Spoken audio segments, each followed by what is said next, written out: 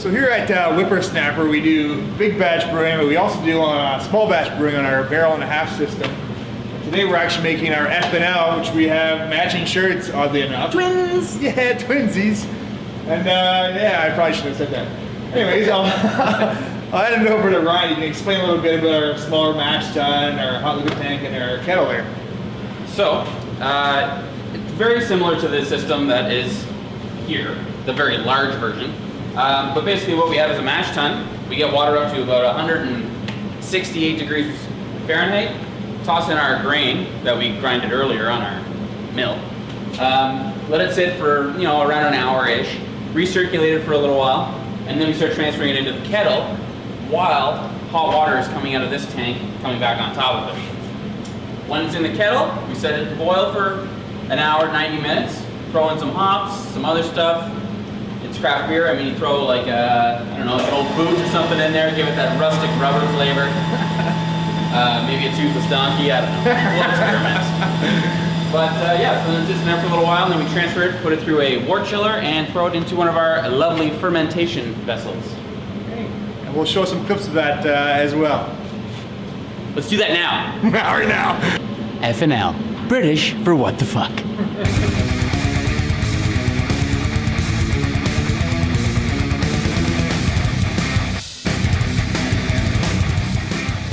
All right, so one of the problems with the little system is having to shovel out the mash by hand. It takes a very long time. It's very kind of cumbersome to do and difficult, so there's always gotta be some sucker who's gotta do it.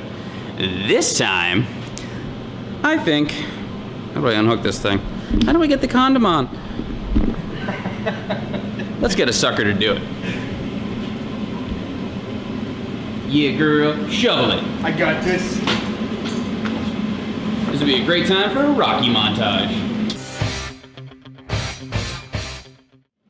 So Graham, why don't you tell us why Christian Mingle works for you? Well, The girls are into some Dutch. I had this one chick, she had me do a stigmata on her. It's basically where I nailed her hands to the bedposts and F her in the A.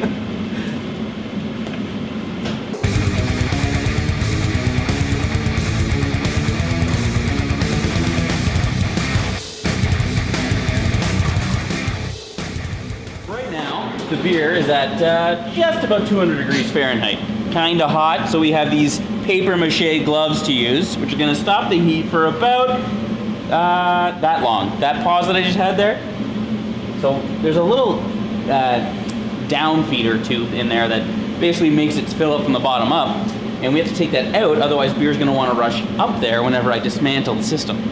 So in order to do that, I have to get in there, unscrew it, flip it upside down, and reattach it. And God help me if these gloves do a goddamn thing. Let's try. What you don't want to do is accidentally dip the gloves below the beer level so the beer rushes into the glove, because that'll wake you up. Alrighty, see? Easy.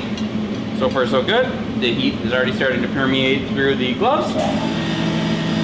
That lovely noise is a pump or something.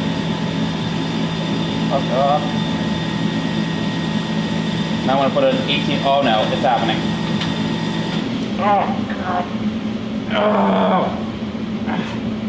See? That's easy. Barely hurts. I don't have fingerprints anymore, but they said that was a requirement when I got hired. Boy, oh boy, oh toil in trouble. Make my beer and make it a double. I'm just kidding, this is actually a single IPA. Yeah. Alrighty, so our kettle's at a boil now. And I'm stirring it to make sure that it's distributing the heat nice and evenly. And I'm gonna start putting my hops in. So for this batch, I actually have 2 different hops that are coming in at the boil. So I'm going to slowly add them because based on the size of the kettle and the size of the batch that we're brewing here, it tends to get a little filthy and boil over every once in a while. So let's just toss them in right now. I'll continue stirring with one hand because I have extremely good wrist strength for whatever reason. So just, maybe like a dozen pellets. We're just gonna drop those in there nice and even and calm down, it's okay. It's okay. We're stirring, making sure to get all the hops going in there, and it's, oh, almost got me in the thigh there. It's okay. More hops. You know, making beer is a lot like making a baby. Not making a baby, sorry, raising a baby. You have to be careful and precise, and give it food. In this case, is hops. Otherwise, it'll boil over and scald your fucking thighs. All right, we're about to add some Irish moss to our boil. You thought we were gonna make beer without mentioning the Irish. Can't do that. It's a fining agent. My brew buddy here explain a little more. Oh, there's the timer for it, guy. Should we do it? No, it's fine. All right. Well, my brew buddy Ryan here described the Irish moss a little more and how it works. So what a fining agent is going to do is take all the proteins that exist in the beer already, basically make them aggregate, which is just clumping together so that they fall out of the beer while it's fermenting after a couple of days. Basically gives you a clearer beer in the long run. Want to chuck it in? Sure I do. All right. Now you have to be very careful not to just dump the whole thing in. Wait.